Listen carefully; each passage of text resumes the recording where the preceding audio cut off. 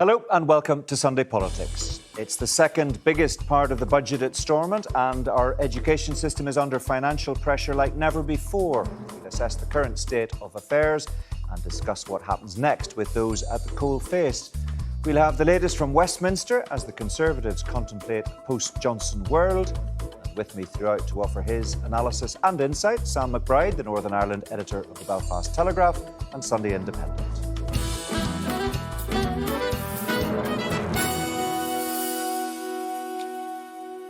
Special schools closed because of strike action, students unable to graduate properly and sports coaching removed from primary schools. Just another week of pain for those working across our education system, and there may be more on the way. Like the health system, education is under more financial pressure than ever and something will have to give.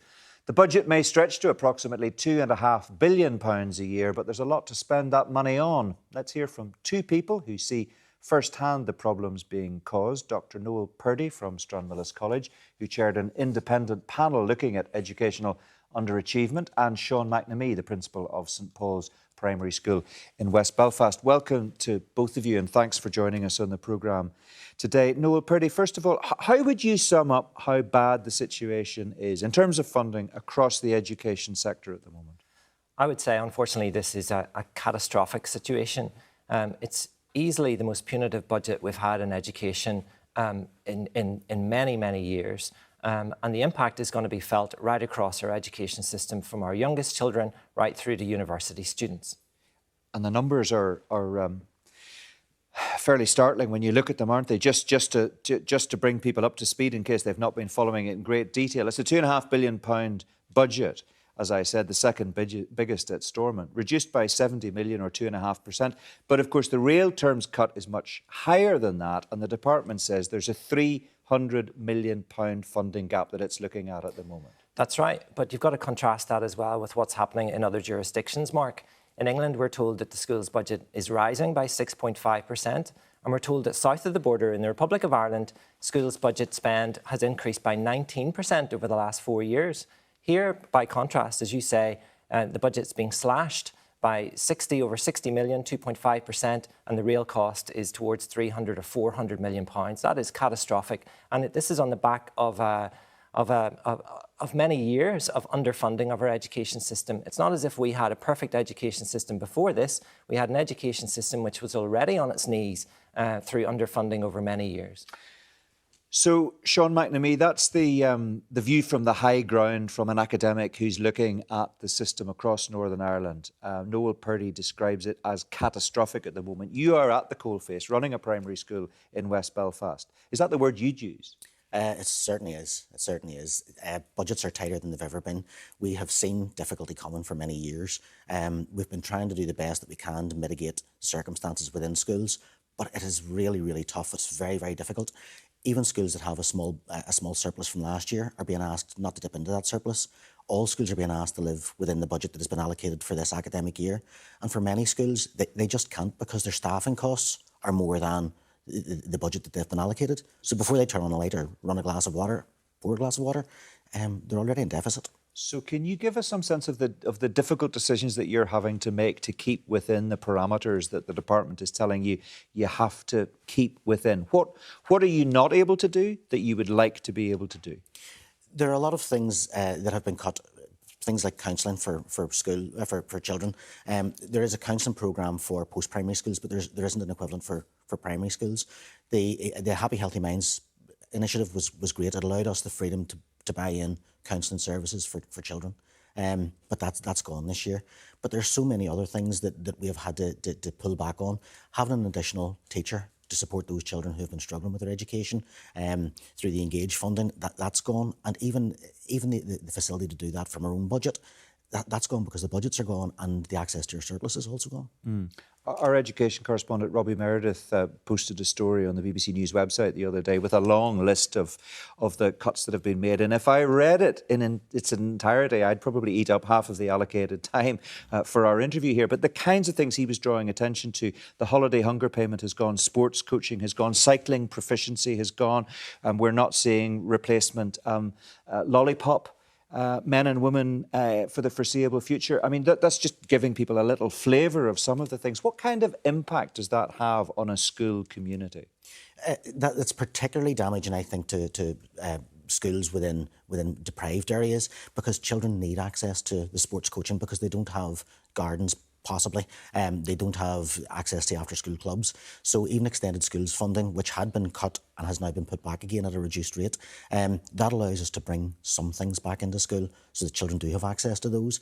But again, we don't have access to a lot of parental support financially, and all schools are in the same position. Even in the more affluent areas, parents don't have as much money as they would have had in the past. So for us to go and ask for additional support from our parents, it's incredibly difficult for them. You know, so children they're losing out on so many opportunities because they don't have access to it at home, and it has now been taken away from school. And Noel, you are an acknowledged expert in this. In fact, you've been working on a report which I think you're due to publish in the next week or two, that's been trying to assess just how children who are already deprived, come from deprived backgrounds, are being disproportionately impacted by these cuts. And without giving away your prize lines, it is the case that your research chimes entirely with what we've just heard from Sean. Absolutely, Mark. A number of academics from different HEIs in Northern Ireland have been working on this for a number of weeks now. The report's being published in about 10 days' time. And of course, we have found a disproportionate impact on those children who are already disadvantaged. What does that mean in real terms? That means in real terms, as Sean said, that these children who are already struggling and families who are already struggling have been hit by this double whammy, if you like, of cost of living pressures and reduced income and higher costs of food and energy in the home. And then the lack of support or the reduction in support made available through all the programmes that Sean mentioned and many more. And there's a list of maybe 10 or 15 programmes, all of which disproportionately impact on those who are already disadvantaged in our society. Is it the way in which we are governed at the moment that is part of the problem? Is that a contributory factor, do you think, the fact that we're not quite sure who's in charge at the moment? We do not have an education minister. We have a senior civil servant, a team of senior civil servants in the Department for Education trying to make decisions, but they are very restricted in the decisions that they can make. Now, some people say that has a big impact. Others would argue, the DUP, which won't go back into government, would say that is an issue that is being overplayed. Do you have a view on that? Well, my view is that this is not a democratic system that we currently have. So permanent secretaries and senior officials in the Department of Education do not want to be making these policy decisions. And in my view, they shouldn't be making these policy decisions. But unfortunately, if you look at the last 25 years, for 8 years of that 25 years, we haven't had a functioning government. If you look at the last 6 years, for more than 4 of those 6 years, we haven't had a functioning government. So we haven't any alternative at the moment. But it must be said that the senior officials, the permanent secretaries, are in an unenviable situation. They are really the scapegoats for political failure. Do you feel let down by the politicians? Yes, I do. Absolutely. I don't know how much they could do if they were back around the table at Stormont, but I know that if they're not there, nothing can be done. And their argument, of course, is that is an issue that's overplayed, and if they were back in Stormont, there would be no silver bullet to put the wrongs that you're currently having to deal with right. But it is your firm view, is it, that at least if they were there, there'd be a better chance of getting things done in a better way? Yes, absolutely. One of the things that's being looked at is procurement, and I think that's something that you feel could be improved. So it's not that savings that could be made would make a huge difference and would suddenly wipe away the difficulties we've been talked about, but in the margins, maybe things could be done better. Is that where you are? Yes, the procurement system at the minute, I suppose when you're looking at a large department like the Department of Education, they're procuring for all schools. Whereas if schools were able to buy things themselves, they wouldn't have to go through the procurement process. They might get better value from other sources. That's not an option that's available to us. So we might be paying sometimes as much as 5 times the cost for some items, where we could get them much cheaper elsewhere. I mean, that's a serious issue. People listening to that at home will wonder why that would be the case. That doesn't make sense. You would imagine that a procurement process should actually allow you to buy things more cheaply, not more expensively. I mean, clearly we need to look at education spend in Northern Ireland, but as Sean said, we haven't had politicians in place to be able to do that in recent times, and instead the focus has landed on those who are least able to absorb these cuts, and that's the children and their families from disadvantaged communities like Sean's. And can I ask you just about the way in which the funding is determined for Northern Ireland? Do we need to look again, as some of our politicians have argued very strongly, at the way in which the Barnett consequentials are actually implemented in Northern Ireland and find a new way of funding education in all of our departments in Northern Ireland, which would be to our benefit? Because you began this conversation by saying we are not funded on a par with elsewhere on these islands. Is that critical in your view? I think it's absolutely critical, and it's been critical for far too long in Northern Ireland. You know, our children are underfunded. We talk about prioritising our children and young people. Our programme for government talks about giving our children the best start in life. You know, the Department of Education vision is that we would have happy, learning children ready to succeed, and yet we don't provide the funding for schools to enable that to happen. Are you worried about what September's going to bring? The state that your school and other schools in West Belfast, right across Northern Ireland, are going to be actually dealing with? I am, but I'm more worried for the children. There are so many children who at the minute do not have a school place. They do not have a suitable school place. Children with special educational needs are very much on the back foot at the minute. Schools are being asked to facilitate these children in specialist provision attached to the mainstream school. That is causing a pressure as well, because it's taken away available space within some schools without the resourcing to provide the adequate education. I was speaking to a principal recently from quite a large post-primary school, and he needs the rooms back that have been allocated to specialist provision, but there's no money there to give him additional accommodation. So the children in the school are being disadvantaged because of space, and it may be that he has to withdraw the special educational provision. So there's just a real there's a bad feeling in education at the minute that we can't do what we need to do for the children that we have, let alone the children who are maybe not enrolled in our school but are within our community, and their needs just aren't being met.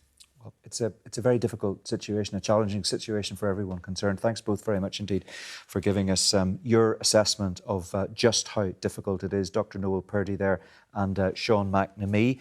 Let's hear from my guest of the day, Sam McBride, who's been listening to that. Sam, a very challenging picture painted there by Noel and Sean, and there is no easy answer. No, this is where politics really matters. Politics isn't simply about winning elections. It's not about simply about party manifestos, about the constitutional question, but any of the issues that often dominate our politics. This is real politics, and there's no politics in this area right now. And one of the things which surprises me here is the level of really ineptitude, I think it's fair to say, from some of our civil servants. It's not their fault that they're in this position. They didn't collapse the government. They've been left holding a very uncomfortable situation here and trying to make the best of it. But they have seesawed between positions. On the one hand, the Permanent Secretary, Mark Brown, at the Stormont Department of Education, has taken decisions to cut certain things that are highly political decisions. Then he's changed his mind and said, I shouldn't have taken that decision. Then he's taken, more recently, other decisions that are equally clearly political decisions, rather than saying, Secretary of State, you have the power to set a budget. OK, you don't have the power to decide how we spend that budget, and we're going to decide what happens here. And if that goes beyond what you've given us, well, you have got the power to step in through Westminster, take power yourself, do this yourself. Don't get us to do your dirty work for you. I suppose the civil servants would argue very strongly, wouldn't they, that they are caught between a rock and a hard place. They can advise, but civil servants advise, ministers decide. That's the basic rule of thumb. We don't have any ministers to decide. There are all kinds of pressures being brought to bear, presumably from the political parties and from the NIO as well. And the civil servants who are caught in the crossfire mustn't know what way to turn, Sam. It's a deeply unfair position that they've been put in. I'm very sympathetic to them in this area. However, I think some of the ways that they've dealt with this have been very unimpressive. The Secretary of State doesn't want to be the guy who's shutting school provision for the most disadvantaged kids. Nobody wants to be doing that. He doesn't want to be closing hospitals. He doesn't want to be cutting doctors' places. Yet he is the person who in reality is taking those decisions, but the person who's seen to be taking those decisions is a senior civil servant. That's not the way the system's meant to work. And there are clever, inventive ways that a cunning civil servant, Sir Humphrey, wouldn't be in this position. He'd be putting this back to the Secretary of State. And if you want to do this, Secretary of State, there are your options. OK. Sam, thank you very much indeed. We'll talk to you again shortly. While we've discussed the perilous state of the education sector, it's not the only aspect of life here feeling financial pain at the moment. Across the board, more money is needed to run Northern Ireland. And this week, the Secretary of State asked Stormont civil servants to set out options for raising more public revenue. On Thursday evening, when I spoke to the NIO Minister, Lord Kane, he defended that move. But first of all, we discussed how he and Chris Heaton-Harris are trying to re-establish devolution. I'm a strong supporter of the institutions. The government's a strong supporter. We are talking to the political parties. The Secretary of State is engaging with them very frequently to see how we can get this back up and running. So the DUP says the government knows precisely what is required to allow it to go back to Stormont. Are you going to be able to deliver that before the coming Westminster recess in mid-July? I can't put a timetable on this at all. I mean, I was, as you know, in a different capacity. I was involved between 2017 and 2020 when the institutions were down. So putting a timetable on this is probably quite foolish and impossible. But we are working very hard to get them back up and running. And I say this, I'm a firm believer that devolved government, power sharing government, is the best thing for Northern Ireland and the best thing for the Union. For those of us who think want the Union to survive and to prosper and endure, making Northern Ireland work has to be the priority. OK, your boss yesterday, Chris Heaton-Harris, instructed senior civil servants here to provide him with information on potential revenue-raising measures. I wonder if that's a blatant attempt to pressurise the DUP. And if it is, you will know that Jeffrey Donaldson said today, if you're trying to apply pressure on his party to return to Stormont, it is not working. No, and it doesn't seem to be working. That's not the motivation behind it. The motivation is, again, making a realistic assessment of where we are with the financial situation in Northern Ireland. There is, as you know, very challenging budgetary position we inherited when ministers left office last autumn, we looked at the books. There was a 660 million overspend. We managed to get that down, but we need Stormont's finances to be sustainable. Well, all of the parties here say that you need to have a complete rethink because we're not funded properly. You need to change the structures. Chris Heaton-Harris says he has... And I debated this with peers in the House of Lords a couple of weeks ago when I took through the interim arrangements legislation. And I hear their views, okay. But there are areas where it is perfectly feasible that Northern Ireland departments could look at where revenue could be raised locally. And that's all the Secretary of State is asking them to do. One last question on this. Chris Heaton-Harris says he has tons of patience in dealing with this. Do you think the people who are living in Northern Ireland, struggling under the current financial difficulties, watching a collapse in services, have tons of patience while you try to sort it out? Well, we are working very hard to try and sort this out, but I understand totally the frustrations of people living here in Northern Ireland. I've been involved for a very long time, as you know, and I see all the sort of indices, if you like, in the health service, worse than they are in the rest of the United Kingdom. Public services facing particular challenges. The right way to address these is to get Stormont back up and running, where the UK government can work with a newly formed executive to try and tackle these problems. Lord Kane talking to me on The View on Thursday evening. Let's see what Sam McBride makes of that. Did that fill you with much hope that a Stormont return is imminent? Not hope for that, I'm afraid, Mark. But I think what strikes me about that is the curiosity, the curious position that we're in, where a right-wing Conservative minister in government is arguing or suggesting that maybe we should tax people more, and where supposedly left-wing parties like the SDLP and Sinn Féin and others in Northern Ireland are opposed to extra taxes like water charges, like hiking rates, etc. It's a very curious ideological position to be in.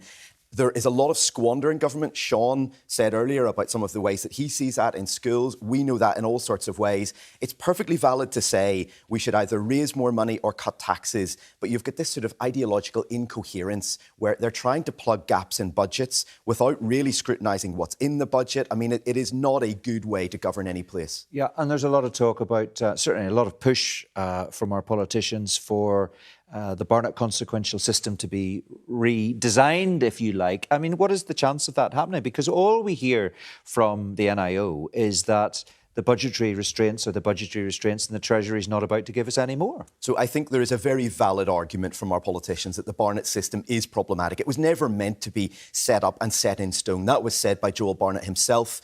He was dismayed that it had lasted for as long as it has done. It was always going to have to be looked at some point. However, if they do manage, if the DUP, bluntly, as the people who are holding out now, not going back into government, if they manage to extract that as a concession, there will be strings attached to it. We will be bringing in water charges or hiking rates or doing something else. And so it will not simply be the Treasury saying, we're going to give you billions more pounds and you're not going to have to do anything. Remember that the DUP, as a party, put up posters in Northern Ireland in past elections boasting that we have the lowest household rates in the UK and at the same time saying we need more money from London. That's an incoherent position and it's really run to the end of its road now. OK, Sam, for now, thank you very much indeed. Now, while Stormont is stagnant, it's full-scale open revolt at Westminster, with Boris Johnson's colourful political career seemingly at an end, or is it? Lucy Fisher from the Financial Times joins me now. Well, that is the question, I suppose. Is this it over and done with as far as Boris Johnson's concerned, or is he going to make a Lazarus-like return, Lucy? Well, look, as we know with Boris Johnson, he has this incredible ability to rise from the ashes like a phoenix. But I think we can't get away from the fact at the moment his political career is at an incredibly low ebb. And that's evidenced by the fact that tomorrow, when the devastating Privileges Committee report is laid before the House of Commons, Boris Johnson has urged his very small clutch of supporters not to vote against it, in part, many Tory MPs suspect, because that would expose the thinness of the support he now commands in Parliament. And there's a lot happening. The papers are full of developments today. Let's work our way through them. The latest from Westminster, another Tory MP or former Tory MP has resigned. The Conservatives are now facing another by-election. David Warburton has gone. So we have at least 3 by-elections to trouble Rishi Sunak. And if Nadine Dorries follows through on her promise to stand down, that'll be 4. Yes, that's right. And I think just to remind viewers, this is the 4th Tory MP to stand down in 8 days. It really does just create this sense of rolling turmoil engulfing the Conservative Party. And it's a huge headache for Rishi Sunak, as he's also trying to get to grips, not terribly successfully so far, with some of his pledges for this year, including dealing with inflation, which remains very sticky, and tackling the small boats, which continue to cross the channel as the weather heats up. So it's a very difficult summer ahead for the Conservatives as they face, as you say, at least 3 and possibly 4 by-elections. And we've got more revelations in the Sunday Mirror today. Video of a party at Conservative Party headquarters. That is all adding to the pressure Rishi Sunak is under. And there's a lot of talk about when we might see a general election, and maybe the Prime Minister might decide to go sooner rather than later, because when you look at the long-term economic prospects, they don't look so good, perhaps 12 or 18 months down the line. What are you hearing about that speculation? Well, I am hearing a lot of speculation. It is a sort of perennial question that is chewed over day by day among ministers, backbenchers, aides. People are very sort of intrigued about the calculations playing into Downing Street's eventual decision. I think, in truth, no decision has been made, to my mind, at a time when the Conservative Party is lagging Labour by an average of 15 points. It seems to me very unlikely that they would go early. If anything, if it looks like they're facing surefire defeat, you'd think they would want to sort of leave the longest time possible to allow themselves to try and get through some policies, create some legacy to speak of, particularly if they think they're heading for a spell in opposition. But it certainly feels a very difficult time for the government.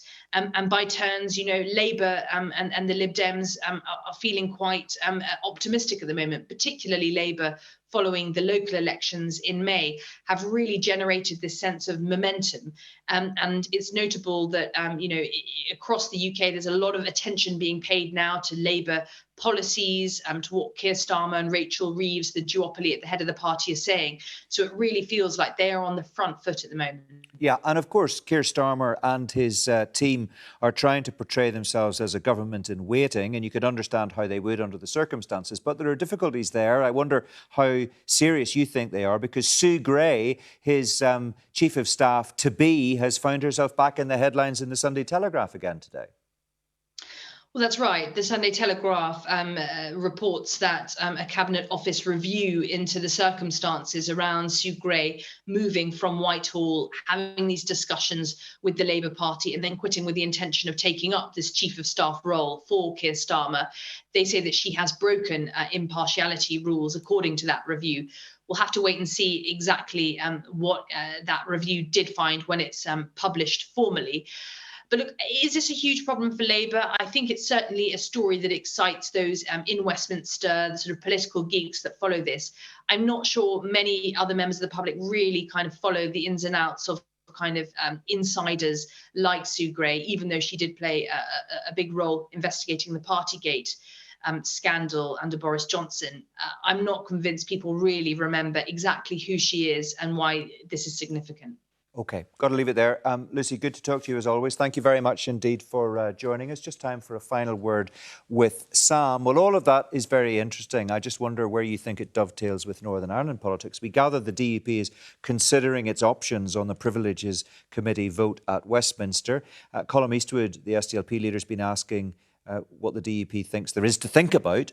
What do you make of what the DUP might do in this vote? Well, at first glance, that was slightly surprising to hear. I think that the DUP leadership will be keen to avoid a split here. They would rather go one way, I think, than have people like Sammy Wilson going through the lobby with the ERG. I think also they might have at the back of their minds that they still think that the ERG and the right of the Tory party, which is closer to Boris, it's not entirely as simple as that, but they're closer to Boris Johnson than the rest of the Tory party. They still think, I think, that those people are their friends. They'll not want to fall out with them. So that's a tricky situation. And yet this is the man who betrayed them. This is the man who betrayed the country. This is the man who betrayed so many people who he was meant to represent during a time of national crisis. So it's not necessarily straightforward for Sir Geoffrey Donaldson. Just briefly, do you think we've seen the last of Boris Johnson? If this had been politics 20 years ago, unquestionably, I think in the era of Trump, in the era of people like Boris Johnson, the fact that he was able to get elected when people knew what he was, they thought that he'd be a good times prime minister, not a serious figure. That's what they wanted. They knew who he was. Having been exposed for what he is he not going to be able to command that level of future support? Possibly, possibly not. We will see. Thank you very much, Sam, as ever. Good to have you with us. That's all we've got time for today.